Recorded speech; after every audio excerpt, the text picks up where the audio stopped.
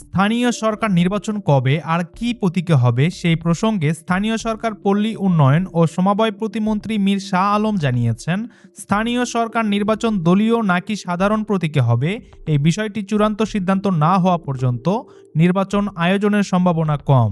মঙ্গলবার Sylhet city corporation কার্যালয়ে সাংবাদিকদের সঙ্গে কথা বলতে গিয়ে তিনি বলেন, আগের সরকার আইন পরিবর্তন করে দলীয় বা জাতীয় প্রতীকে নির্বাচনের সুযোগ রেখেছিল। তবে বর্তমানে অধ্যাপক মোহাম্মদ ইউনূসের নেতৃত্বাধীন অন্তর্বর্তী সরকার একটি অধ্যাদেশ জারি করে ইউনিয়ন পরিষদ থেকে সিটি কর্পোরেশন পর্যন্ত সব নির্বাচন সাধারণ প্রতীকে করার বিধান দিয়েছে। আগামী 12ই মার্চ এই অধ্যাদেশগুলোর সংসদে উপস্থাপন করা হবে। সংসদ যেটি গ্রহণ করবে সেটি আইন হবে, আর আইন পাশ হলেই নির্বাচনের প্রস্তুতি শুরু হবে বলে জানান প্রতিমন্ত্রী।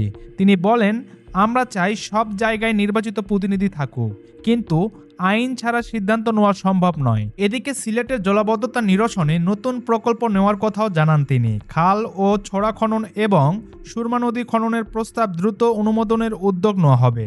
সব মিলিয়ে এখন নজর 12ই মার্চের সংসদ অধিবেশনের দিকে। প্রতীক ইস্যুতে চূড়ান্ত সিদ্ধান্তই ঠিক করবে স্থানীয় সরকারের নির্বাচন ভবিষ্যৎ। সম্মানিত ভিউয়ার্স, আপনার কি মনে হয় দলীয় প্রতীক নাকি সাধারণ প্রতীকে নির্বাচন হবে? অবশ্যই ভিডিওর নিচে কমেন্ট করে জানাবেন। ভিডিওটি ভালো লাগলে একটি লাইক দিয়ে আমাদের চ্যানেলটি সাবস্ক্রাইব করে রাখবেন।